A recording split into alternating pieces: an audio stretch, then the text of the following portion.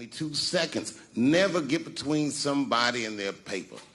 Taking a man's livelihood away from him is akin to killing him.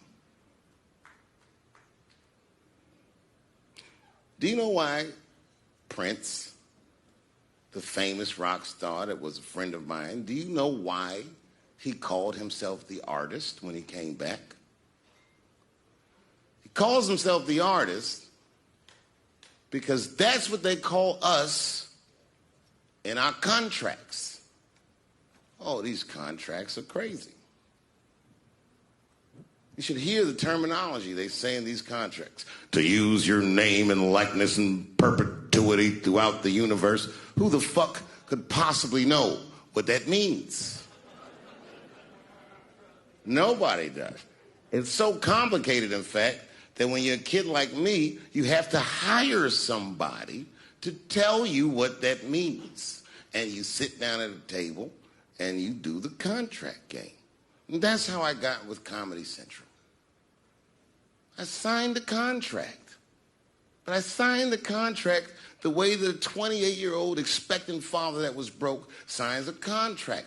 I was desperate. I needed a way out. And it wasn't good money and it wasn't good circumstances. But what else am I going to do, I said. And all these white people sitting at that table told me, trust us, Dave, it's a good contract. And I looked around the table and they all seemed to agree it was a good contract. But what if it was like that game of three-card Monte?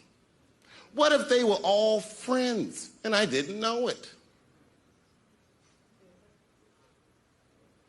And the bag of money was Iceberg's money in the first place.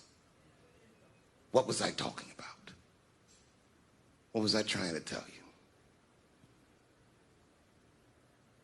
Last week, 2 weeks ago, whenever it was, I call Lauren Michaels and I tell him, okay, I'll do it. I'll do Saturday Night Live on election night.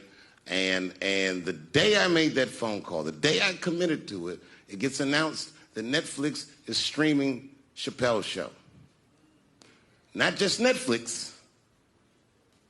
HBO Max is streaming it too. Let me tell you another story about HBO. No, hear me out. Did you know, before Chappelle Show was at Comedy Central, I pitched that show to HBO. I told them what I wanted to do. Now, these are executives. All they have to do is say, yeah, we'll take it, or no, thank you, we won't. But they didn't say either of those things. They went too far. They said, literally, what do we need you for? That's what they told me, as they kicked me out of the office. What do we need you for? And here we are, all these years later, and they're streaming the very show that I was pitching to them.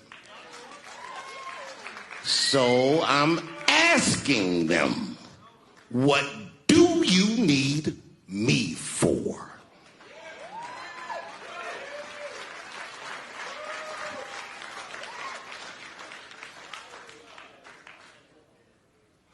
People think I made a lot of money for Chappelle's Show. When I left that show, I never got paid. They didn't have to pay me because I signed the contract. But is that right? I found out that these people were streaming my work and they never had to ask me or they never had to tell me. Perfectly legal because I signed the contract. But is that right? I didn't think so either. That's why I like working for Netflix. I like working for Netflix because when all those bad things happened to me, that company didn't even exist.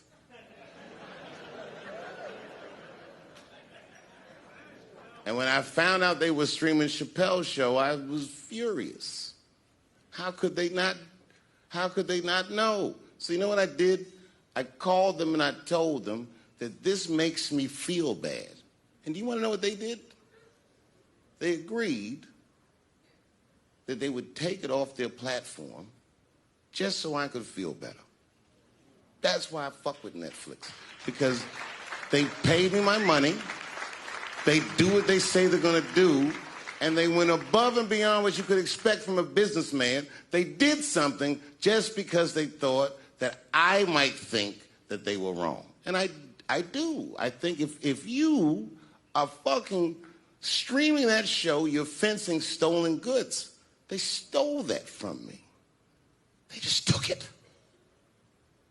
And I'm not up here trying to tell you guys that I believe that Comedy Central gave me a raw deal just because I'm black.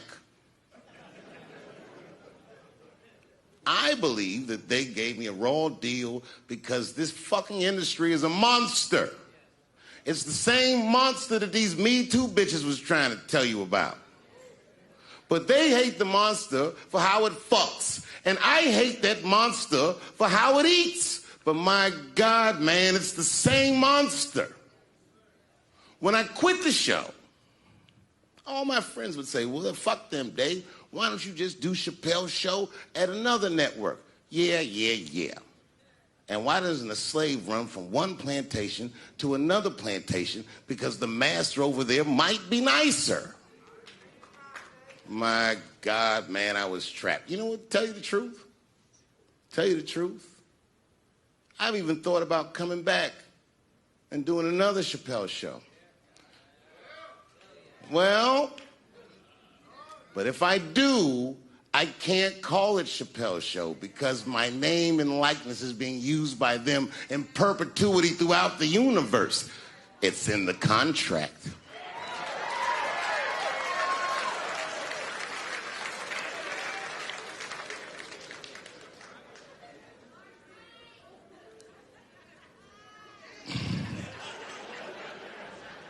You're not supposed to do this in my business.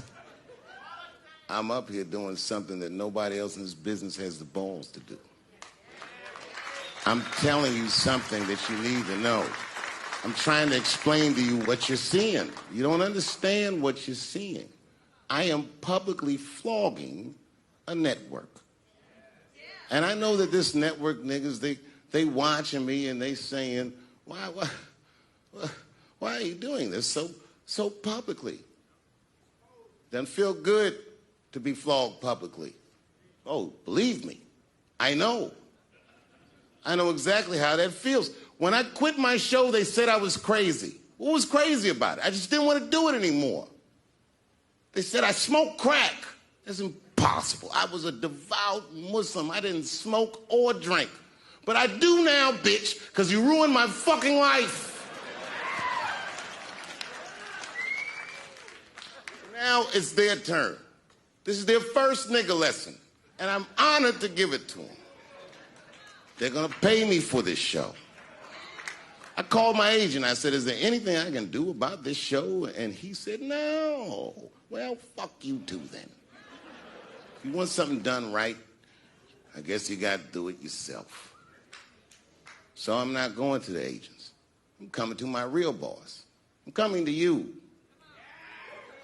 I'm begging you, if you ever liked me, if you ever think there was anything worthwhile about me, I'm begging you, please don't watch that show. I'm not asking you to boycott any network. Boycott me. Boycott Chappelle's show. Do not watch it unless they pay me.